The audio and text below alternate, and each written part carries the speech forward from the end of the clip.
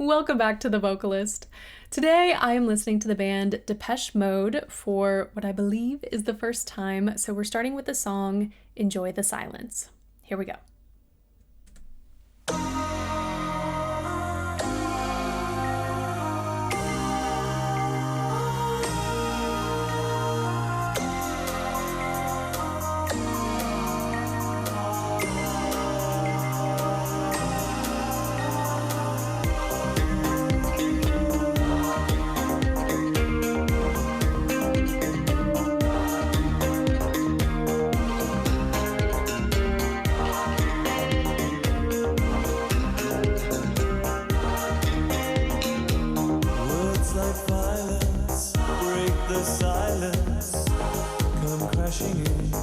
Into my little world, painful to me, it's right through me.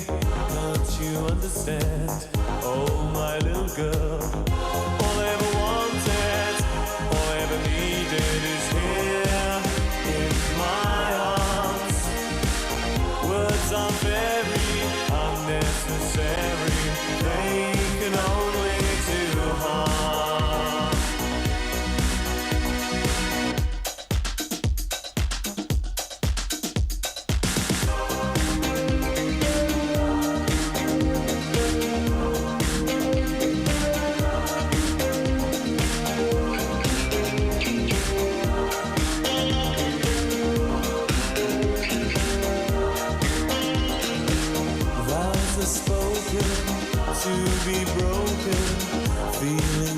This is so interesting.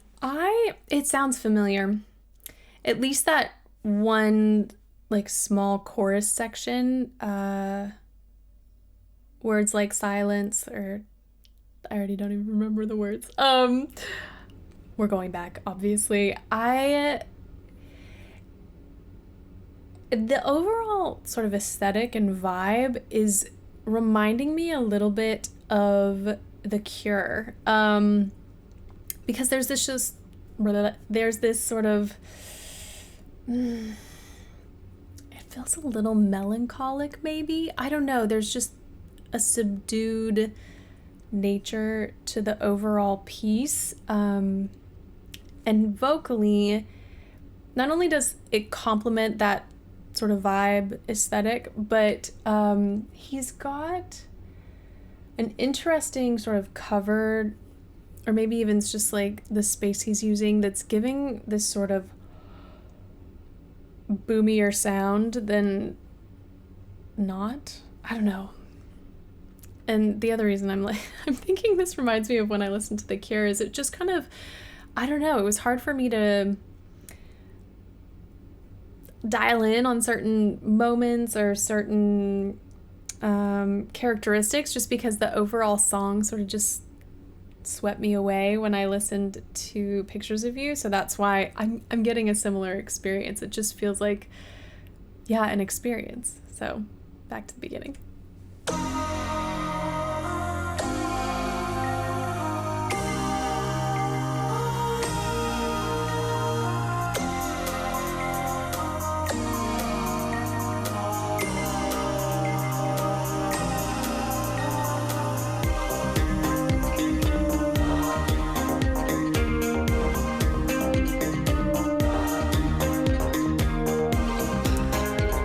I like the synthetic quality, but it doesn't sound overly, overly synthetic. I don't know how to describe it. We'll keep listening.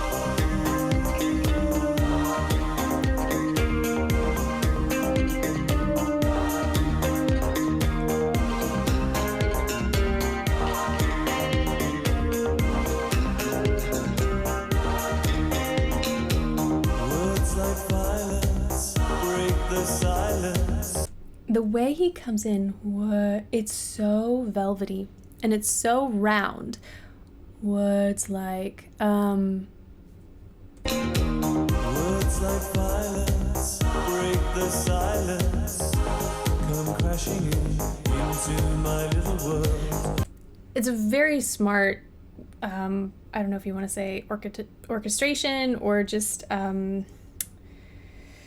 production. The slight like wah sort of sounds, that those really synthetic, almost like chorus like sounds, they come in between his lines, which is really clever because I think they would absolutely overshadow his vocals, considering how low the dynamic level is here. So it's nice that I can hear what he's doing, but also the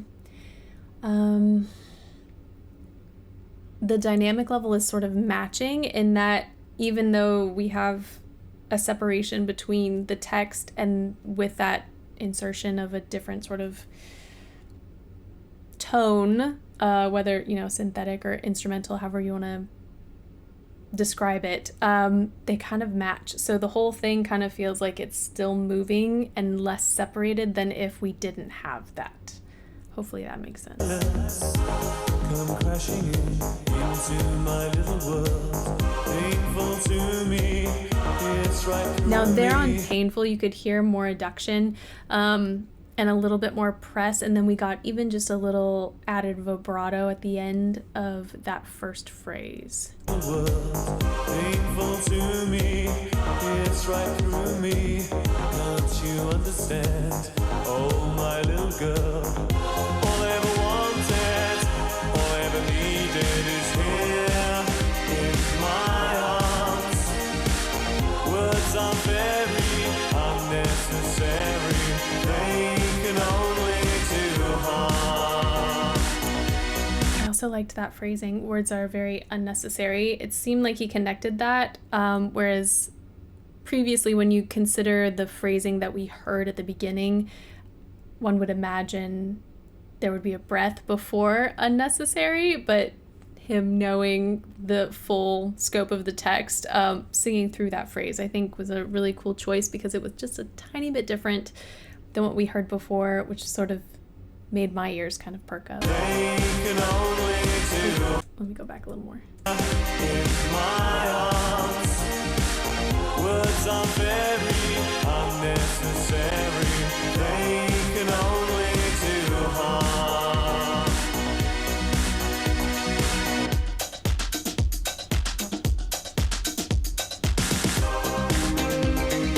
I thought that was going to turn into something else. I like that slight interlude, and I kind of hope it does turn into something else.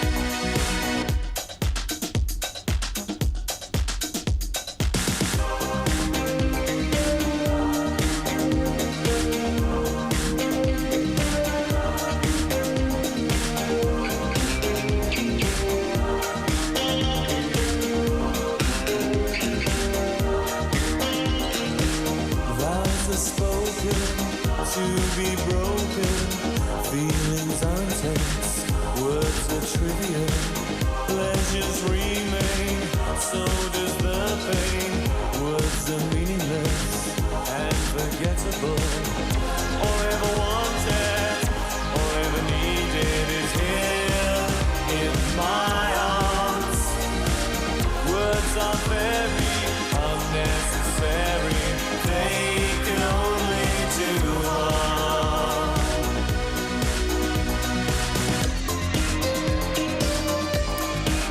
It's such an interesting, almost like techno vibe. You know I have to look up how they're defined, what genre they're considered to be a part of. What do we have? Oh, electronic band. Okay. Yeah, it's that last section. It almost seemed like kind of like laser sounds were getting inserted. They can only do harm.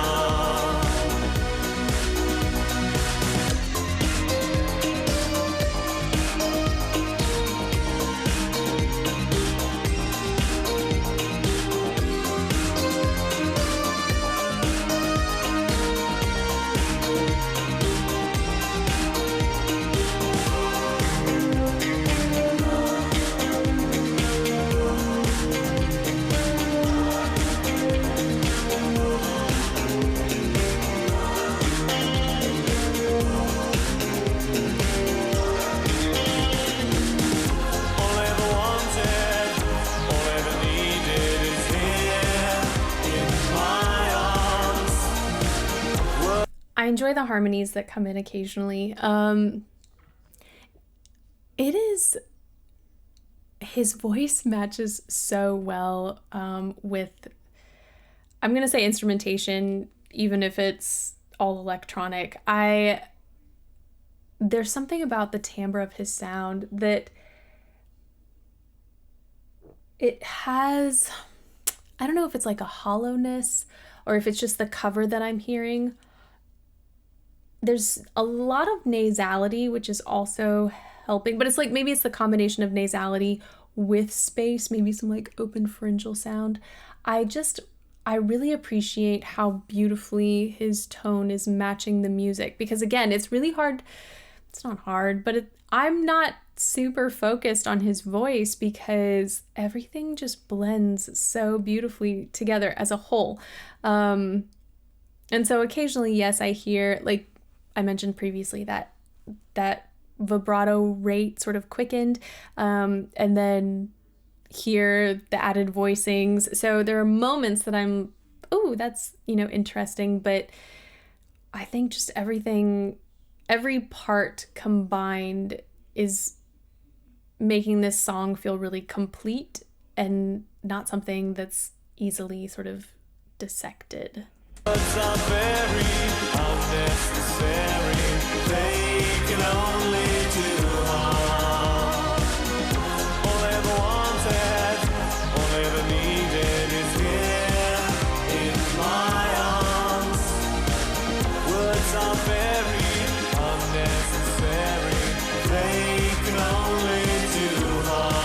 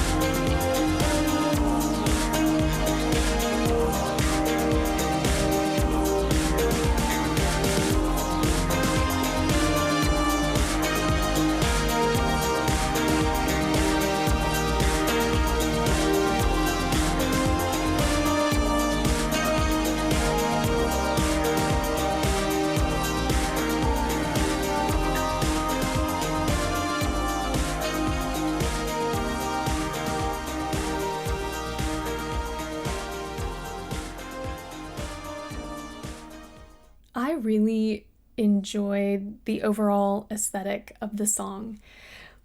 There's just something mellow about it, and yet it had a nice groove. Not that I've, gone clubbing, but I could imagine, especially when the song came out, like this would be a great song to play at the clubs to kind of be an interlude where you can chill just a little bit, but still be on your feet and enjoy music and whatnot. So I wanted to talk briefly about vibrato. I think it's been a minute since I have, so something to keep in mind when one thinks about vibrato. I am from the school of thought that it happens naturally in the larynx when there is a balance of both air pressure and muscle tension. When we change vowels, that can affect, any shape change in the vocal tract. We sort of have to compensate for, and vowels change the shape of the vocal tract. Anytime, like if I go from ah to o, I'm changing the shape of my vocal tract. Sometimes it's with the tongue position, the lip position. And also depending on where you are in your range, if the larynx is going up or down, and lots of things can happen. So for some singers, if you have ease with vibrato, this might not come up. But other singers who maybe have struggled to develop vibrato, you might notice that the rate will change depending on all of those factors I just mentioned. So it's kind of fun, if you are exploring your own vibrato, to just start with different vowel sounds. And you can think kind of extreme. Like if we want something that's high and really forward, we're going to go with an E sound. But if we want something that's lower and further back, we might stick to something closer to O. So you can kind of play with those extremes to see if vibrato happens more easily for you in one or the other. And then we can adjust things like air, volume, etc. So I mentioned that only because we didn't hear a lot of it from this lead singer until there were moments of a lot of press and sort of those ending vowel sounds. But the vibrato that he had would change when the vowel was more open. So I don't know. That was just a fun little thing to hear. But I will definitely be listening to more of this band. Obviously, I will always take recommendations. I'm curious if this is consistent with their music, if this was a good representation, or if they do a lot of things that are very different from this. I mean, granted, all I read was electronic music, so that can mean a lot of things. So I'm excited to hear what you guys have to say. But that is it for today. Thank you guys so much for this recommendation and for watching with me, and hopefully I will see you next time.